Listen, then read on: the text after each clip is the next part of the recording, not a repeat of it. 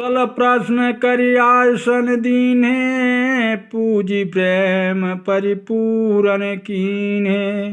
कंद मूल फर अंकुर नीके, दिए आन मुनि मनहु अमीके। कुशल पूछकर मुनिराज ने उनको आसन दिए और प्रेम सहित पूजन करके उन्हें संतुष्ट कर दिया।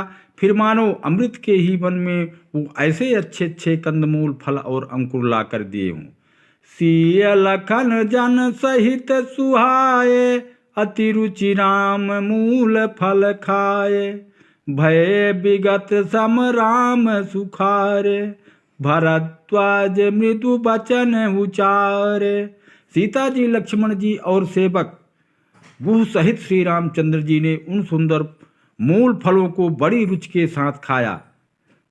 थकावट दूर होने से श्री रामचंद्र जी सुखी हो गए। तब भरद्वाज जी ने उनके कोमल वचन कहे, आजु सुमासु फल तपु तीरथ त्यागु।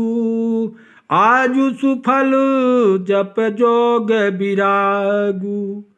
सफल सकल शुभ साधन साजू, राम तुमहि अवलोकत आजू। हे राम, आपका दर्शन करते ही आज मेरा तप, तीर्थ सेवन और त्याग सफल हो गया। आज मेरा जप योग और वैराग्य सफल हो गया और आज मेरे संपूर्ण शुभ साधनों का समुदाय ही सफल हो गया। लाभ अवधि सुख अवधि न दूजी, तुम्हारे दरस आस सब पूजी।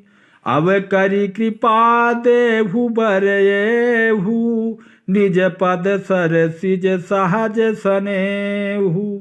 लाभ की सीमा और सुख की सीमा प्रभु के दर्शनों को छोड़कर दूसरी कुछ भी नहीं है।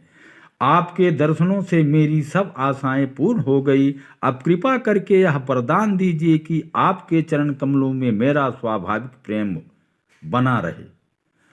करम बचन मन छाड़ छलु, जग लगी जनु ना तुम्हार। तब लगी सुख सपने नहीं, किए कोटि उपचार। जब तक कर्म वचन और मन से छल छोड़कर मनुष्य आपका दास नहीं हो जाता, तब तक करोड़ों उपाय करने में भी, स्वप्न में भी वह सुख को नहीं प्राप्त करता। कह रही मुनि के सुनी मुनि बचन राम सकुचाने। भाव भगति आनंद अघाने। तब रघुबर मुनि सुजसु सुहावा, कोटि भांति कहीं सबहि सुनावा। मुनि के वचन सुनकर उनकी भाव भक्त के कारण आनंद से तृप्त हुए भगवान श्री रामचंद्र जी लीला की सृष्टि से सकुचा गए। तब अपने से ऐश्वर्य को छिपाते हुए श्री रामचंद्र जी ने भरद्वाज मुनि का सुंदर सुयश करोड़ों अनेकों प्रकार से कहकर सबको सुनाया। सो बड़ सो सब गुण गण गेहू, जेहि मुनीश तुम आदर देहू। मुनि रघुवीर परस पर नवहि, बचन गोचर सुख अनुभवहि। उन्होंने कहा, हे मुनीश्वर, जिनको आप आदर दे वही बड़ा है और वही सब गुण समूहों का घर है। इस प्रकार श्री राम जी और मुनि भरद्वाज जी दोनों परस्पर विनम्र हो गए और अनिवार्चनी मुख का अनुभव कर रहे हैं। यह सुधि पाई प्रयाग निवासी, बटु तापस मुनि सिद्ध उदासी।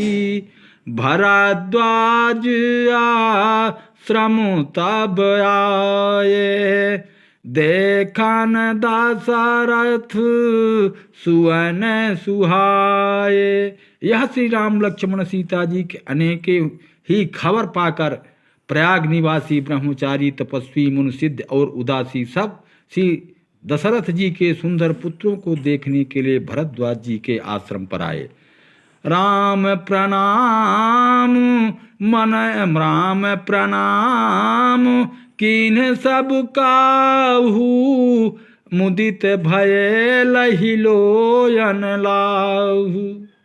देहि आशीष परम सुख पाई, फिरे सराहत सुंदरताई।